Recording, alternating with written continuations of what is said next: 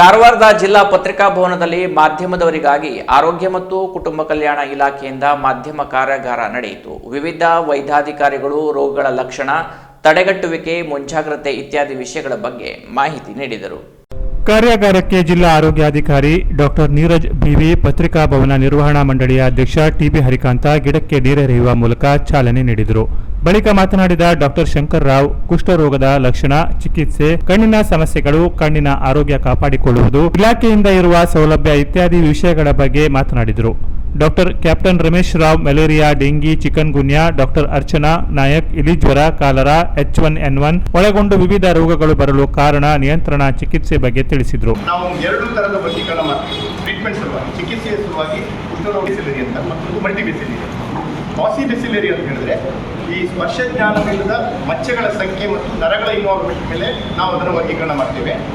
So 5ಕ್ಕಿಂತ ಕಡಿಮೆ ಮಚ್ಚೆಗಳು ದೇಹದ ಸ್ಪರ್ಶ ಜ್ಞಾನವಿಲ್ಲದ ಮಚ್ಚೆಗಳು ದೇಹದ ಯಾವುದೇ ಭಾಗದಲ್ಲಿ ಕಂಡುಕೊಂಡು ಹಾಗೂ ಒಂದು ನರದ ಇನ್ವಾಲ್ವ್ಮೆಂಟ್ ಆದರೆ ಅದನ್ನು ಪಾಸಿ ಬೆಸಿಲೇರಿ ಅಂತ ಹೇಳಿದ್ರೆ ಕಡಿಮೆ ತೀವ್ರತೆ ಉಳ್ಳಂಥ ಒಂದು ಕುಷ್ಠರೋಗಿ ಅಂತ ನಾವು ಅದನ್ನು ಡಯಾಗ್ನೋಸ್ ಮಾಡ್ತೀವಿ. ಇನ್ನೊಂದು 5ಕ್ಕಿಂತ ಜಾಸ್ತಿ ಸ್ಪರ್ಶ ಜ್ಞಾನವಿಲ್ಲದ ಮಚ್ಚೆಗಳು ಹಾಗೂ 1ಕ್ಕಿಂತ ಜಾಸ್ತಿ ನರಗಳ ಇನ್ವಾಲ್ವ್ಮೆಂಟ್ ಆಗಿದ್ದರೆ ಅಂಥವರನ್ನು ನಾವು ಪಾಸಿ ಬೆಸಿಲೇರಿ, ಮಲ್ಟಿ ಬೆಸಿಲೇರಿ ಅಂತ ಕರಿತೀವಿ. ಇದು ಸ್ವಲ್ಪ ತೀವ್ರಕರನಾದಂಥ ಕಾಯಿಲೆ. ಇದು ಒಬ್ಬರಿಗೆ ಬೇಗ ಜಾಸ್ತಿ ಹರಡುತ್ತೆ. ಸೊ ನಾನು ಮೊದಲೇ ಹೇಳುವುದನ್ನು ಮತ್ತೆ ಇದು ಹೇಗೆ ಸ್ಪ್ರೆಡ್ ಆಗುತ್ತೆ ಅಂತ. ಸ್ಪ್ರೆಡ್ ಆಗೋದು ಅಂತ ಹೇಳಿದ್ರೆ ಇದು ಹೇಗೆ ನಮ್ಮ TB ಕಾಯಿಲೆ, ನಮ್ಮ ಕ್ಷಯರೋಗ ಹೇಗೆ ಆಗುತ್ತೆ ಅದೇ ಥರದಲ್ಲಿ ಸೀನುವುದರ ಮುಖಾಂತರವಾಗಿ ಅಥವಾ ಇದರ ಮುಖಾಂತರವಾಗಿ ವಾತಾವರಣದಲ್ಲಿ ನಾವು ಡ್ರಾಪ್ಲೆಟ್ ಇನ್ಫೆಕ್ಷನ್ ಅಂತ ಕರಿತೀವಿ.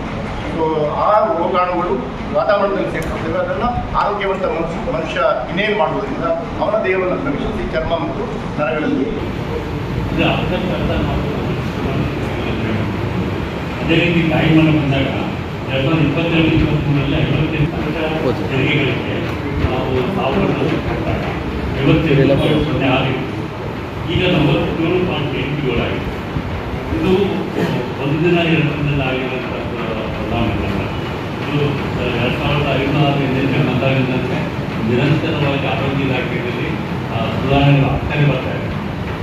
ಒಂದು ನಮಗೆ ಏನಪ್ಪ ಅಂತ ಹೇಳಿದ್ರೆ ನಾವು ಸುಮಾರು 50-55% ವೇಕೆನ್ಸಿನಲ್ಲೇ ನಾವು ಜಿಲ್ಲೆಯಲ್ಲಿ ಕೆಲಸ ಮಾಡ್ತಾ ಇದ್ದೀವಿ. ವೈದ್ಯರು ಸಹ ನಮ್ಮ ಎಲ್ಲ PHCಗಳಲ್ಲಿ ಸುಮಾರು 15 PHCಗಳು ವೈದ್ಯರೇ ಅಲ್ಲಿ ಸಹ ಒಂದು ವರ್ಕಿಂಗ್ ಮಾಡಿಕೊಂಡು ಅಲ್ಲಿ. ಡಾಕ್ಟರ್ ನಟರಾಜ್, ಪತ್ರಿಕಾ ಭವನ ಸಮಿತಿಯ ಉಪಾಧ್ಯಕ್ಷ ನಾಗರಾಜ್ ಹರಪನಹಳ್ಳಿ, ಖಜಾಂಚಿ ಗಣಪತಿ ಹೆಗಡೆ ಹಾಗೂ ಸದಸ್ಯರು ಕಾರ್ಯಾಗಾರದಲ್ಲಿ ಪಾಲ್ಗೊಂಡಿದ್ದರು. Canara plus news, Karwar.